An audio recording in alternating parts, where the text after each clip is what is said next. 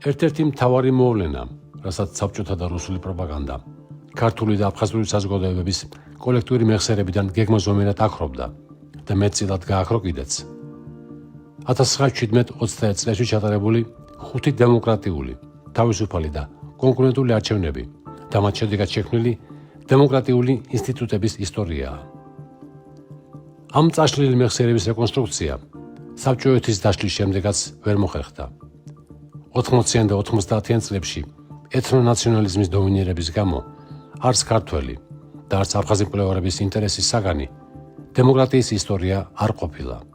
არადა ამ არჩევნების ისტორია დემოკრატიული პოლიტიკის, თანამშრომლობისა და დემოკრატიული ინსტიტუტების შექმნის ისტორიაა, რაც საქართველოს დემოკრატიულ რესპუბლიკას ბოლშევიკური რუსეთისგან ფუნდამენტურად განასხვავებდა. ჯერ კიდევ 1917 წლის ზაფხულში სოხუმსა და ოჩამჩირეში ჩატარდა პირველი საყოველთაო და დემოკრატიული საქალაქო თვითმმართველობის არჩევნები, სადაც ქართულმა სოციალ-დემოკრატიულმა პარტიამ დეპუტატთა უმრავლესობა გაიყვანა.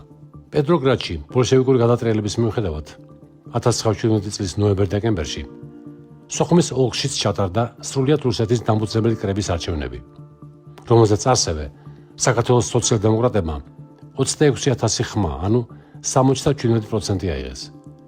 ბოლშევიკებმა კი თითქმის 8-ჯერ ნაკლები, 3,300 ხმა. 1919 წლის თებერვალში ჩატარდა აფხაზეთის სახალხო საბჭოს, აფხაზეთის პარლამენტის საყოველთაო და დემოკრატიული არჩევნები.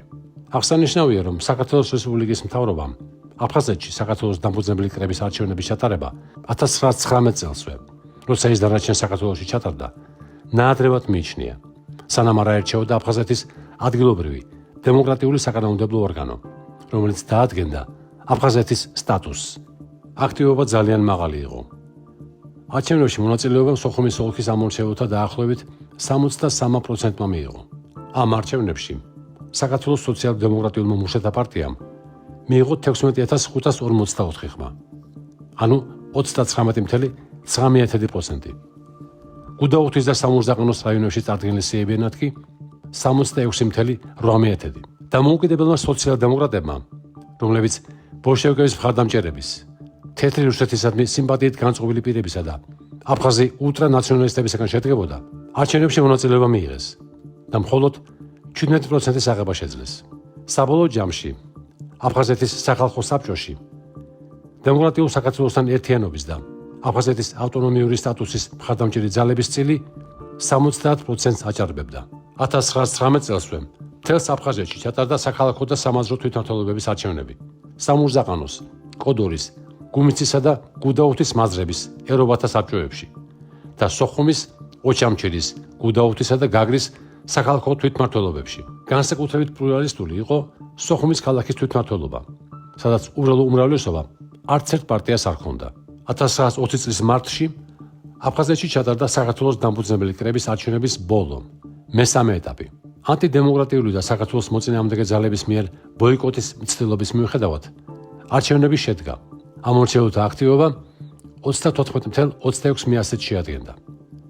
აღსანიშნავია, რომ სოხუმის ოლქში პირველ ადგილზე ოპოზიციური სოციალისტ-რევოლუციური ესერთა პარტია გავიდა 39,79%-ით.